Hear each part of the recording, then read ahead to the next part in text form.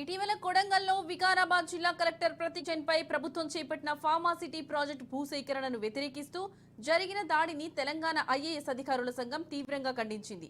తెలంగాణలో ఫార్మాసిటీ పరిశ్రమల స్థాపనకు సంబంధించి భూసేకరణ కోసం దుద్యాల మండలం లగచర్ల గ్రామంలో నవంబర్ 11న నిర్వహించిన గ్రామ సభలో ఈ ఘటన చోటు చేసుకుంది.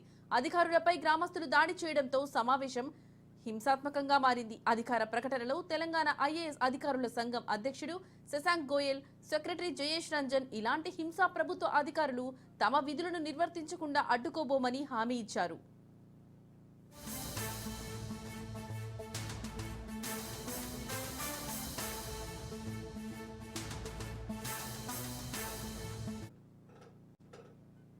జిల్లా కలెక్టర్ ప్రతీక్ జైన్, అదనపు collector Lingya Naik, sub collector Umashankar Prasad కూడా ప్రత్యేక అధికారి వెంకటరెడ్డిని లక్ష్యంగా చేసుకుని గ్రామస్తులు కర్రలు రాళ్లు రువ్వడంతో ఘర్షణ జరిగినట్లు సమాచారం. అయితే తాజాగా లగచర్ల ఘటనలో సంచలన విషయాలు వెలుగులోకి వస్తున్నాయి. దాడి ఘటనలో A1 గా ఉన్న బీఆర్ఎస్ నేత సురేష్ కు అసలు భూమి లేదని వికారాబాద్ కలెక్టర్ తేల్చి చెప్పారు. రాష్ట్ర ప్రభుత్వానికి కలెక్టర్ ఇచ్చిన నివేదికలో కీలక అంశాలు వెల్లడించారు. సురేష్ సోదరుడు మహేష్ కు ఎలాంటి భూమి లేదని నివేదికలో పేర్కొన్నారు. 42 మంది నిందితుల్లో 19 మందికి భూమి లేదని తేల్చిన కలెక్టర్ నివేదికలో తెలిపారు.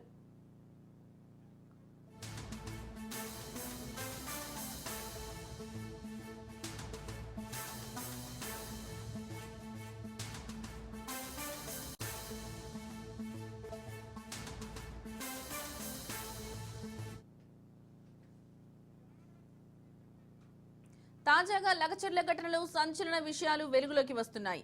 దాడి ఘటనలో A1 గా ఉన్న బీఆర్ఎస్ నేత సురేష్ కు అసలు భూమి లేదని వికారాబాద్ కలెక్టర్ తేల్చి చెప్పారు. ఇక ఇదే అంశానికి సంబంధించిన మరింత సమాచారం మా ప్రతినిధి సాగర్ అందిస్తారు. సాగర్, చెప్పండి, అక్కడున్న తాజా సమాచారం ఏంటి? Right, good morning Lakshmi. Kodangal నియోజకవర్గంలోని లగచర్లలో కలెక్టర్ దాడికి సంబంధించి అయితే రోజు రోజుకు కొత్త పరిణామాలను అయితే ఎదుర్కొంటుంది. కొత్త పరిణామాలు అయితే తెలుస్తున్న పరిస్థితి కనిపిస్తుంది. తాజాగా నేడు ఎవరైతే A1 గా ఉన్న పట్నం నరేందర్ రెడ్డి ప్రధాన అనుచరుడు, ఈ ఏదైతే లఘుచర్ల ఘటనకు సంబంధించి ఆయన A1 గా ఉన్నాడు.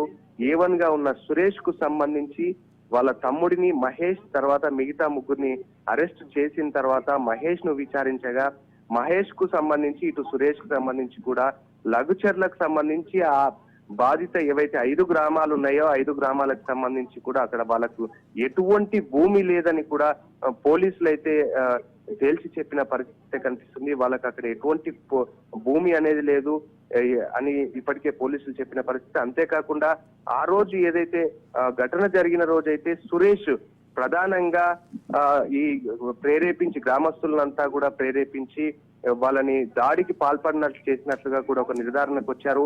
పట్నం నరేందర్ రెడ్డి తర్వాత సురేష్ దాదాపుగా 42 సార్లకు పైగా కూడా ఫోన్ లో మాట్లాడినట్టు కూడా కాల్ డీటెయిల్స్ తీశారు. దాంతో పాటు ఇటు పట్నం నరేందర్ రెడ్డి, కేటీఆర్ వీళ్ళంతా కూడా వీళ్ళతో పట్నం నరేందర్ రెడ్డి కేటీఆర్ తో కూడా మాట్లాడినట్టుగా కూడా పోలీసులు ప్రాథమిక అంచనాకైతే వచ్చినట్టుగా కూడా తెలుస్తుంది.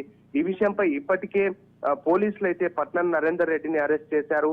అరెస్ట్ చేసి 14 రోజుల పాటు రిమాండ్ కు తరలించి చెల్లపల్లి జైలుకి అయితే పంపించినట్టుగా కూడా తెలుస్తుంది. అంతేకాకుండా ఈ ఏదైతే ఘటనకు సంబంధించి ఇప్పటికే రాష్ట్ర వ్యాప్తంగా కూడా ఒక సంచలనాన్ని అయితే క్రియేట్ చేస్తున్న పరిస్థితి కనిపిస్తుంది. ఎక్కడికక్కడ కూడా రోజు రోజుకు కొత్త విషయాలను అయితే తెలుస్తుంది. మొత్తానికైతే కూడా ఇటు కాంగ్రెస్ నాయకులంతా కూడా ఇదంతా బీఆర్ఎస్ కుట్రనే అని కూడా చెప్తున్న పరిస్థితి, బీఆర్ఎస్ చేస్తున్న కుట్రనే అని కూడా కాంగ్రెస్ నాయకులు అయితే చెప్తున్న పరిస్థితి ఇప్పటికే మనం చూస్తున్నాం. రోజు ఇటు బీఆర్ఎస్ పార్టీ కావాలని చెప్పేసి వాంటెడ్లీ అక్కడ ఉన్న సురేష్ ను ఇన్వాల్వ్ చేసి అతనితో పాటు కొంతమందిని అక్కడికి తీసుకొచ్చి గ్రామస్తులంతా ప్రేరేపించే విధంగా దాడికి పాల్పడే విధంగా కూడా వీళ్ళు కొన్ని చర్యలు చేసినట్టుగా కూడా తెలుస్తుంది. మొత్తానికైతే కూడా వేచి చూడాల్సిన పరిస్థితి, ఇంకా ఎన్ని సంచలన నిజాలు బయటికి వస్తాయనే వేచి చూడాల్సిన పరిస్థితి కనిపిస్తుంది. Lakshmi. Right Sagar, thank you.